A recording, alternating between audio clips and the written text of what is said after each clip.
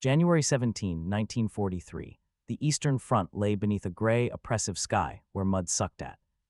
Every boot and snow melted into icy slurry. Through the mist, a monstrous silhouette appeared. Steel like a fortress, treads grinding through frozen earth. The Tiger I tank advanced, its 88. Gun pointed forward, smoke curling from the engine, exhaust mingling with the bitter wind. Inside, the crew sat tense but focused. Every lever, every gauge mattered, the tank's sheer weight pressed down like a living beast, and the men could feel the engine's vibrations through the floor, a constant rattling heartbeat. Outside, German infantry followed cautiously, aware that this metallic colossus could crush anything in its path. But even as the Tiger thundered forward, there was an unspoken fear. Its power was immense, but fragile. A misaligned track, a sudden terrain shift, a momentary miscalculation, and this marvel of engineering could grind to a halt. On this battlefield, dominance was fleeting, and the line between invincibility and abandonment was narrower than the tank's own tracks. The ground ahead promised glory and disaster. By 1942, the tide of World War II had shifted into a grinding stalemate across Europe's vast battlefields. The German Wehrmacht, though still formidable, faced increasing challenges on both the Eastern and Western fronts. Encounters with Soviet T-34s on the Eastern Front revealed a startling reality. German Panzer III and Panzer IV tanks, once considered unstoppable, were outgunned and outarmored. The T-sloped armor deflected German shells, and its mobility allowed it to strike fast and retreat before counterattacks could arrive. German commanders recognized that a new type of armored weapon was needed, something heavier, more resilient, and overwhelmingly destructive.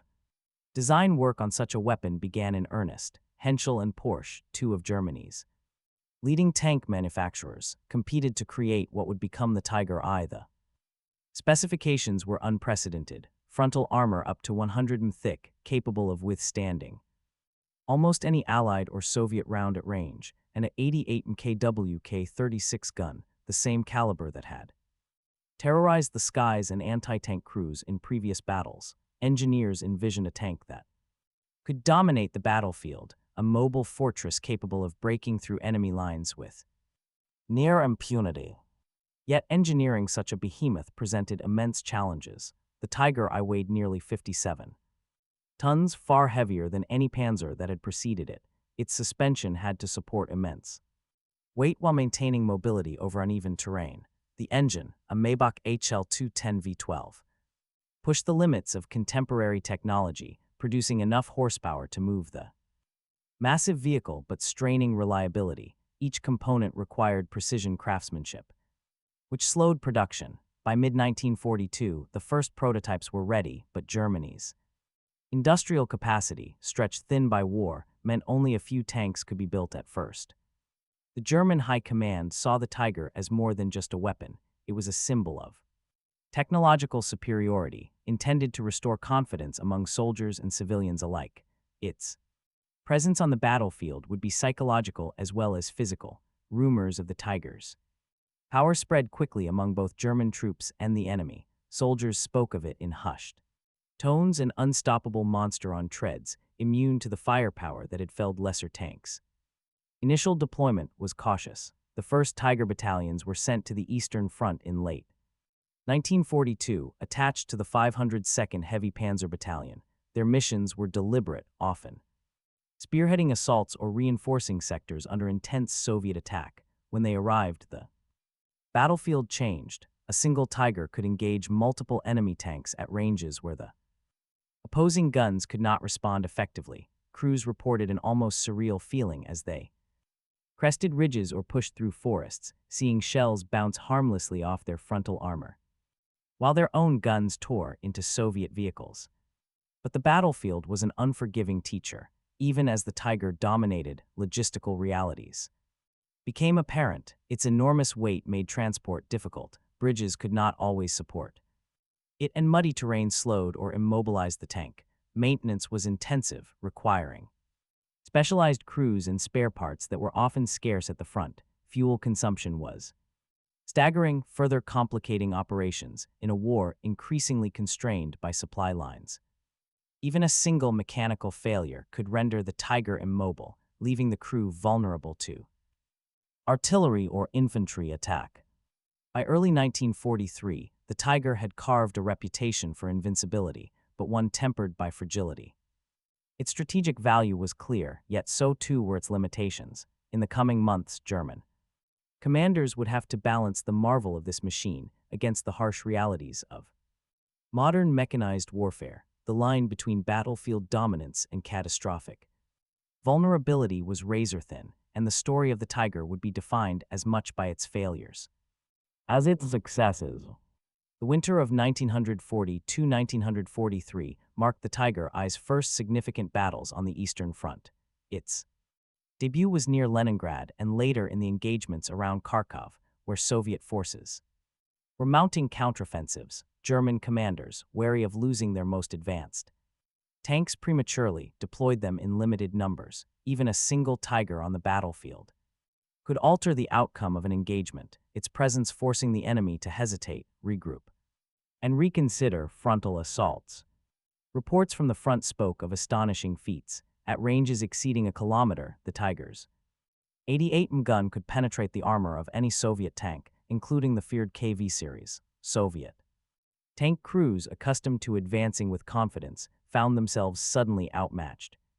Their vehicles exploding under shots they could barely see coming. Infantry nearby could only watch as this armored colossus methodically cleared paths through the chaos, the rumble of its engine blending with the deafening cracks of its cannon fire. Yet these early successes were tempered by the machine's immense logistical demands. Each Tiger required constant maintenance. Even minor track damage or engine issues could immobilize it. In the harsh Russian winter, engines froze, lubrication thickened, and mud became a near-permanent hazard. Supply convoys struggled to keep pace, and spare parts often arrived too late. For every tale of battlefield dominance, there was another of Tigers abandoned in snowdrifts, wheels buried, engines silent. The human element became increasingly significant. Crews learned to respect the tank's power while fearing its weaknesses. Operating a Tiger demanded discipline, coordination, and intimate knowledge of the machine. The cramped interior, heat from the engine, and deafening gunfire created relentless stress. Yet, for those who mastered it, the Tiger was a source of pride. Fortress on tracks, a deadly equalizer against overwhelming odds, commanders relied heavily on these men, understanding that even the most formidable tank was only as effective as the crew guiding it. Allied forces soon took notice. Reports filtered back to Moscow and London, painting the Tiger as a nearly mythical weapon. Its psychological impact was immediate. Soviet tankers spoke of iron monsters appearing seemingly from nowhere, their presence enough to slow attacks and force redeployment. British and American intelligence worked to identify weaknesses. Terrain, fuel dependency, and mechanical fragility became key points of focus. By mid-1943, the Tiger had proven its potential, but it had also revealed its vulnerabilities. German units learned that deploying it effectively required careful planning, avoiding bridges that could not bear its weight, keeping it supplied with fuel, and positioning it where maintenance crews could reach it if the unthinkable happened. Despite its reputation, every Tiger carried the silent risk of immobilization. The battlefield that celebrated its power would eventually expose its fragility. The stage was now set. The Tiger was both marvel and cautionary tale, a weapon of unmatched potential shadowed by the inevitability of breakdown. Soon, this tension between brilliance and vulnerability would culminate in moments where the Tiger could no longer be relied upon, and even the most formidable machine would be abandoned. The Tiger I was an engineering marvel in every sense. Its design combined firepower, armor, and psychological impact into a single, imposing platform. The 88 MKWK-36 gun was a repurposed anti-aircraft weapon, adapted for anti-tank roles with devastating effect, capable of destroying any Soviet or Allied tank at long range. It gave German crews a lethal edge that few could contest. Its armor, up to 100 mm thick at the front, was sloped strategically to deflect incoming rounds, rendering conventional weapons almost useless against it.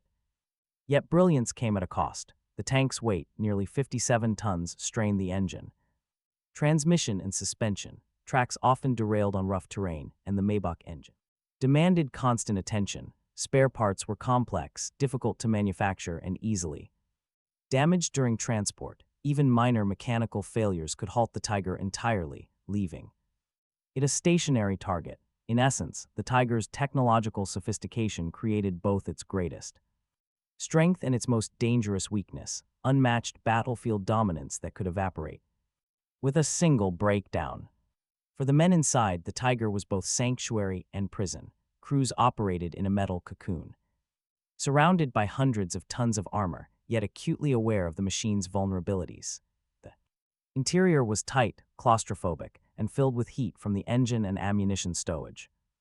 Noise was relentless: the roar of the engine, the clatter of tracks, the deafening report of the main gun. Stress was constant. Every decision, track repair, targeting a distant tank, adjusting for terrain, could mean life or death. Morale was fragile. Crews felt pride in commanding what was, in their eyes, the pinnacle of tank design, yet the shadow of mechanical failure loomed large. A Tiger halted by mud or engine trouble became a death trap. Reports from the Eastern Front describe soldiers staring helplessly as their marvel of engineering ground to a halt, forced to abandon it under artillery fire or infantry attack. In these moments, human courage met machine fragility, and the line between heroism and survival narrowed to a thread. On the battlefield, the Tiger's presence was transformative. Its long-range gun allowed it to engage multiple enemy tanks before they could respond effectively. It could spearhead assaults, cover infantry advances, or dominate defensive positions. The mere sight of a Tiger advancing could stall enemy movements, forcing them to retreat or redeploy. Commanders used it as a force multiplier, concentrating Tigers at critical points to maximize impact.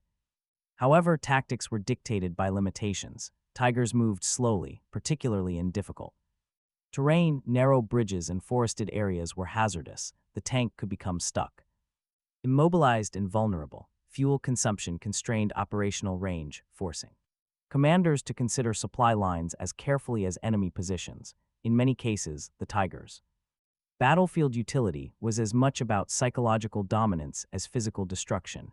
Its very existence reshaped engagement strategies on both sides, but only if commanders understood its operational constraints.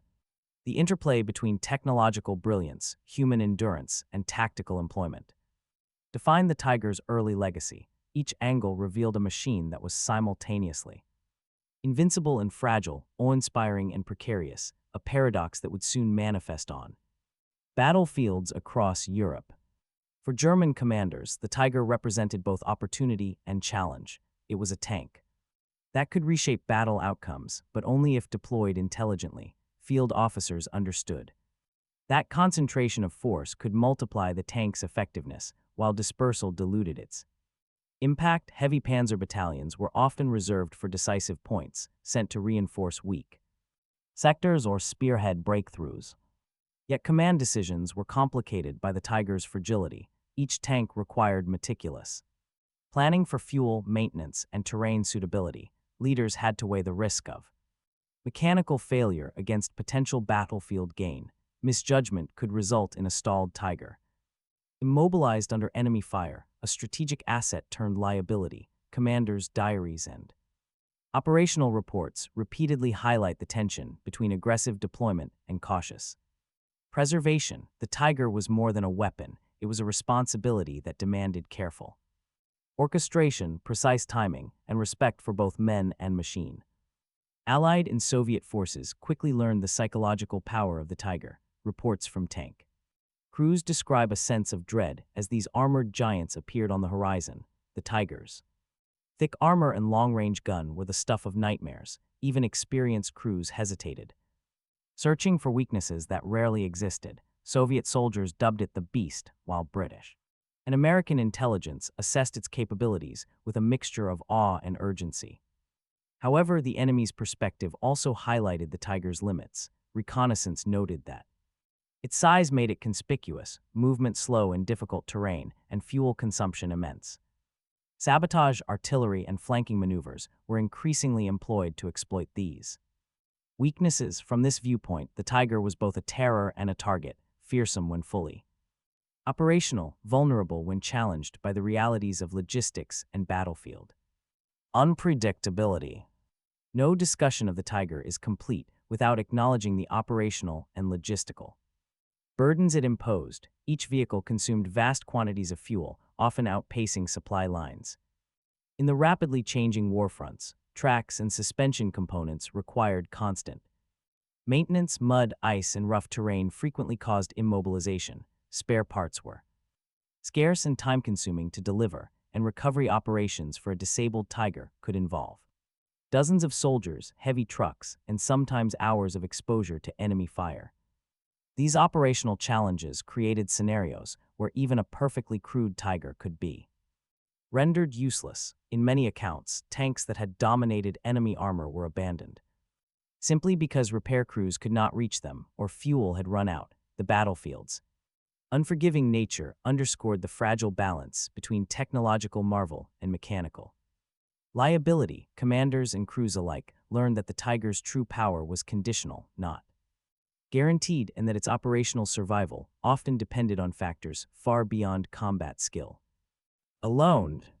Across all angles, a pattern emerges. The Tiger was a tank of extremes. Brilliant engineering, unmatched firepower, and psychological dominance coexisted with human strain, logistical difficulty, and vulnerability. Its legend was earned in combat, but its reality was bound by limitations that would soon manifest in dramatic fashion. The stage was set for moments where the Tiger's might would falter, and its crews would be forced to abandon the marvel they had once revered. Spring 1943. The vast plains around Kharkov were churned into mud by relentless shelling, and winter thaw. German forces were preparing to launch Operation Citadel, seeking to regain the initiative on the Eastern Front. Among them, Tiger I tanks rumbled forward, a tangible symbol of German engineering superiority. Their 88 guns cut through Soviet armor at long range, their thick steel hulls shrugging off enemy fire. Crews inside felt the weight of power, yet beneath the roar of engines lurked the ever-present threat of mechanical failure.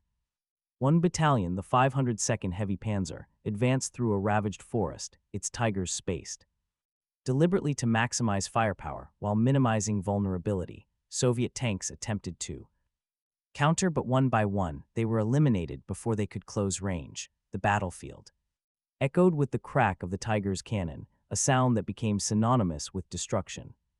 German infantry followed, emboldened by the protective presence of these armored giants.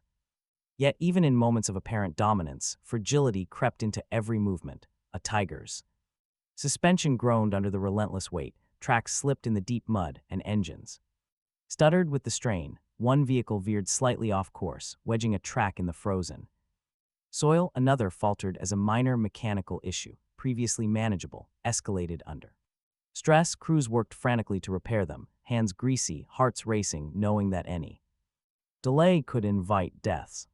Across the front, Tigers continued to devastate Soviet formations, but the tension among crews was palpable. They were acutely aware that this was not just a battle against the enemy, but against the very limits of their own machine.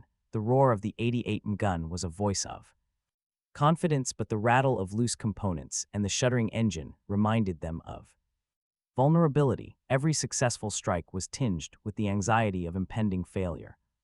Precarious balance between mastery and disaster.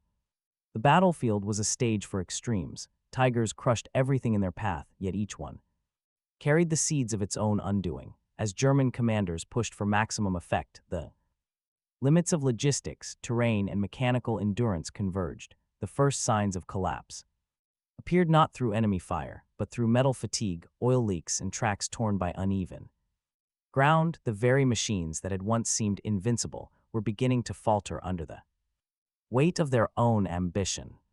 On one particular day, as the sun rose over a shattered forest, several Tigers came to a halt.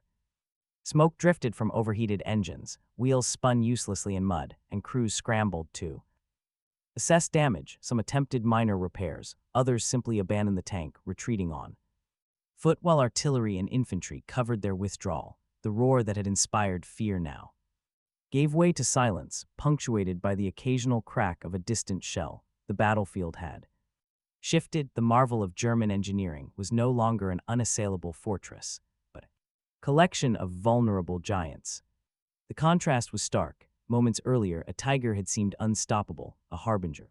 Destruction that shaped the enemy's strategy and the morale of German troops alike. Now, immobilized and exposed, it became a liability, a silent monument to the limits of technology. Under the unforgiving conditions of war, the line between dominance and abandonment was razor-thin, and the war had just begun to demonstrate it. By mid-1943, the Eastern Front had become a crucible of mud, fire, and steel, the Tiger Eye once. The embodiment of German engineering might now faced conditions that tested its limits. Every sense, during Operation Citadel, several Tigers advanced through marshy fields toward Soviet defensive positions near Prokhorovka. The ground was treacherous, churned by artillery, and tanks alike turning every inch into a hazard. Engines roared, suspensions groaned, and the treads dug desperately into the quagmire. One Tiger, leading its column, hit a concealed trench. The left track derailed and jammed. Members struggled to free it, hands slick with grease and mud, hearts hammering. Minutes stretched into an eternity as artillery shells fell nearby. Behind it, two more Tigers slowed, waiting for the lead vehicle to move. Soon, another Tiger's engine began to overheat. Smoke curling from the exhaust. What had been a coordinated advance became a staggered line of immobilized giants. Abandonment was inevitable. Crews, knowing the tanks could not be repaired quickly enough, under fire, evacuated. Infantry covering their retreat provided some protection, but the scene was chaotic. Soldiers dragged personal weapons, backpacks, and radios as the Tigers sat silent, hulking reminders of both power and vulnerability. From a distance, Soviet forces observed and advanced cautiously, the psychological terror of the Tiger replaced by the opportunity to strike at immobilized metal. The human cost was as immediate as the mechanical one. Crew members faced the terror of leaving their machine behind, an object they had both revered and depended upon. Diaries and after-action reports describe the anguish. Pride mingled with fear, frustration with helplessness. Soldiers had trained to operate what they believed was an invincible war machine, only to witness it transformed into a stationary target, stripped of its glory. For the first time, the Tigers' legend collided with the unforgiving reality of terrain, logistics, and wear. Meanwhile, the battlefield consequences rippled outward. The loss of operational Tigers created gaps in German lines, forcing units to withdraw or redeploy under pressure. Commanders had to adjust rapidly, often improvising with lighter tanks or infantry, while Soviet forces seized the moment to counterattack. Each abandoned Tiger became a tangible symbol of the limits of technological superiority. Intelligence officers on both sides noted the pattern. While the Tiger could dominate under ideal conditions, it was highly susceptible to breakdowns that could shift local engagements decisively. These events underscored a stark truth. Dominance was temporary, and mechanical failure could be as lethal as enemy fire. The Tiger's presence inspired awe, but battlefield conditions, mud, the frost, the sheer weight of the machine, exposed its fragility. For every story of fear and respect it instilled in the enemy, there were equal stories of frustration, retreat, and abandonment by its own crews. By the end of the engagement, several Tigers lay abandoned across fields scarred by shellfire. Some were later recovered, others destroyed to prevent capture. The scene was both cinematic and tragic, the marvel of German engineering rendered inert, men retreating on foot, and the battlefield recalibrating to the realities of war. The Tigers might have met its limit, and the lessons were stark. Even the most formidable weapon was bound by human, mechanical, and environmental constraints. The stage was now set for the aftermath, how these events reshaped strategy, morale, and the perception of German heavy armor. The abandoned Tigers, once symbols of invincibility, had left a lasting imprint on commanders, crews, and enemy alike. The battlefield following the Tigers' breakdown was starkly transformed. What had been a demonstration of German technological supremacy became a testament to the fragility of even the most formidable weapon. Commanders quickly realized that the deployment of heavy tanks required more than engineering genius. It demanded a logistical network capable of sustaining them under extreme conditions. fuel shortages, mechanical failures, and immobilized vehicles created gaps in German lines, forcing adjustments that rippled across entire sectors. Operational reports from the Eastern Front revealed the consequences. Units that had relied on Tigers for offensive breakthroughs found themselves stalled when one or more tanks became immobilized. Infantry, previously emboldened by the protective presence of heavy armor, were suddenly exposed. Artillery units were forced to compensate, and flanking positions had to be reinforced at short notice. In several engagements, a single abandoned Tiger became the difference between a successful advance and a costly stalemate. These failures also reshaped command strategies. High-ranking officers began to weigh the risks of deploying Tigers in unfavorable terrain. Bridges and muddy plains were avoided, while supply lines were reinforced to ensure fuel and maintenance support. Training for recovery operations became a priority. Engineers and crews were drilled in rapid extraction and repair techniques, knowing that even a momentary delay could convert the Tiger from asset to liability. Morale, both among German soldiers and their adversaries, was profoundly affected. For the crews, the experience of abandoning a Tiger, once a source of pride and confidence, left lasting psychological scars. Diaries and post-battle interviews describe the anguish of leaving behind a machine they had trained to operate with near reverence. Soldiers understood the paradox. They were entrusted with a weapon capable of overwhelming any enemy, yet entirely dependent on circumstances beyond their control. For Soviet and Allied forces, abandoned Tigers were both a psychological victory and an operational opportunity. The sight of these hulking machines, once feared, lying immobile and vulnerable, provided proof that even Germany's most advanced armor could be countered. Intelligence units studied abandoned Tigers meticulously, noting weaknesses in tracks, suspension, and engine placement. This knowledge would inform both tactical decisions and future tank designs, leveling the battlefield over time. In essence, the aftermath revealed the dual nature of the Tiger. It was both marvel and cautionary tale. While its reputation for battlefield dominance remained intact, its operational limitations could not be ignored. Commanders, crews, and enemies alike learned that even the most formidable weapon required careful deployment, constant maintenance, and respect for the unpredictable conditions of war. The stories of triumph and failure intertwined, leaving an enduring legacy that shaped both immediate engagements and the evolution of armored warfare.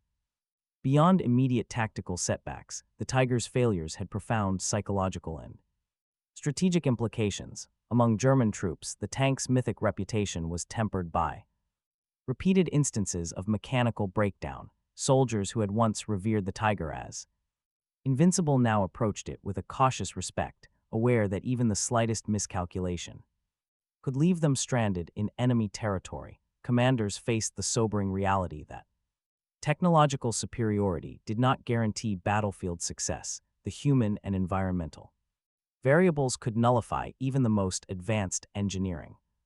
Strategically, abandoned Tigers influenced the broader course of armored warfare. The Germans were forced to reconsider their heavy tank doctrine, limiting deployments to terrain suitable for their enormous weight and ensuring that repair and recovery units were always nearby. The logistical strain of maintaining such machines became a recurring challenge, one that diverted resources from other critical operations, as production could not keep pace with losses and breakdowns. Reliance on Tigers became a calculated risk rather than an unqualified advantage.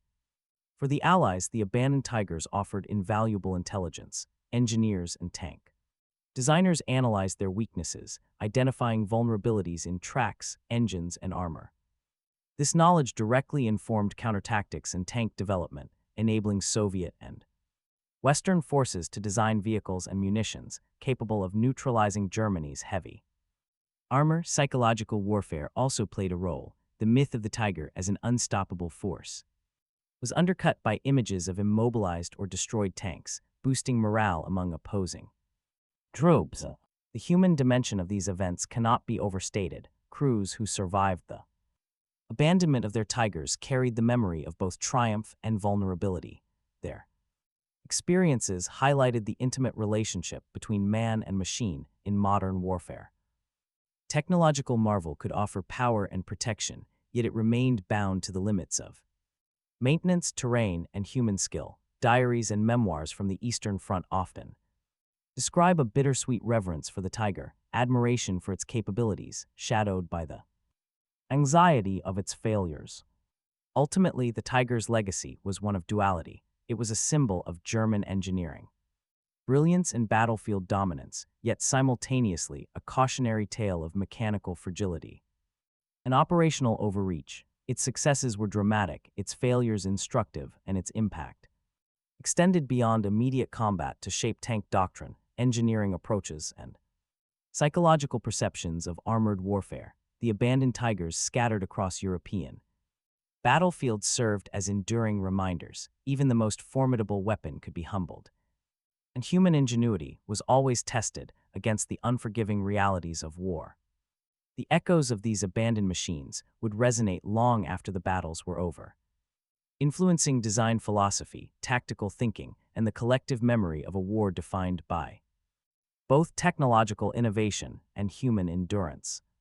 The story of the Tiger tank is one of brilliance tempered by limitation.